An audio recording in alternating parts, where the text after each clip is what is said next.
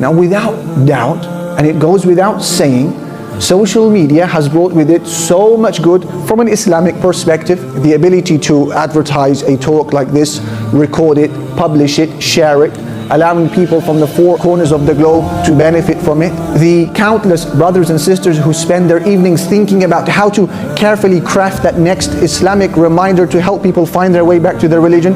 Thousands of people who found their way to Islam through social media. Quran that is recited, hadith that is promoted, misinformation that is corrected. La ilaha illallah. So much khair. And when someone does a good because of something you post, expect the same reward without any of their reward detracting.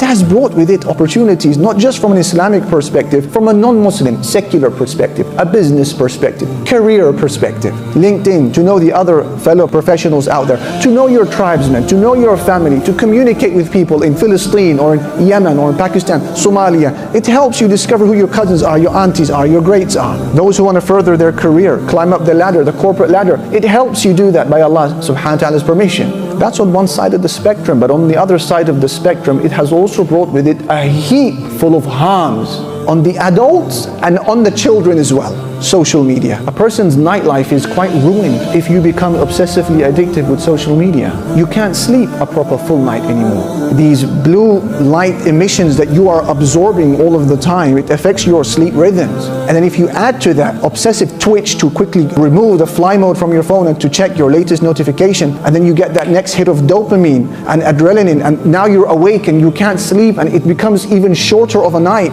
So you're knackered in the night, you can't sleep, and by day you're knackered because you haven't slept, and then your whole life becomes a misery.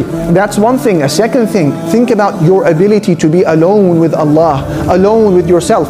Young boys, young girls can't do that anymore because social media has, for the most part, remove that ability from us. Because every opportunity that you're not speaking to someone or working or doing something, it's an opportunity to put your hand in your pocket and to see what's going on the other side of the world.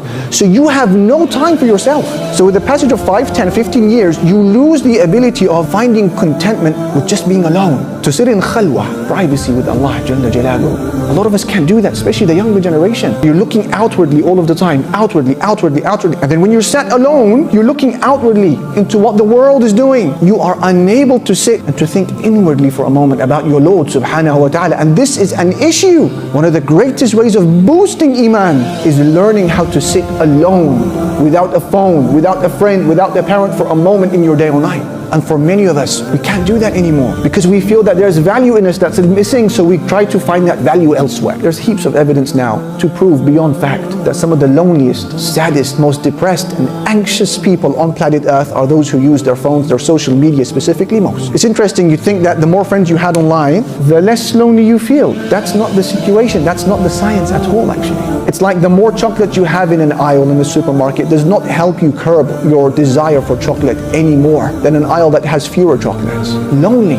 Why? Because you are constantly comparing your life, your miserable or boring life that doesn't have vacations, doesn't have business, doesn't have the latest Jordans. You're comparing your life to the highlight reel of your neighbor, to the highlight reel of someone in Australia. And they've removed all of the blemishes and the flaws of their day. So they feel lonely. Social media users feel isolated. They feel inadequate. Look at how social media has, for many people, made them completely socially incompetent, especially maybe the younger generation, Gen Z. They can't hold a long and deep and meaningful conversation with you, looking at you eye to eye. That's gone. Because over the passage of years, when you're obsessively using social media, what happens? Your mind now is hardwired and short-circuited to only be able to deal with short comments, LOLs, thumbs up, likes, hashtags, shares, and you lose the ability to become an interpersonal human being. You can't do it anymore. So social media teaches you that if there's a problem in your relationships, don't worry, you can just get out of it. Just click the block button. End of story.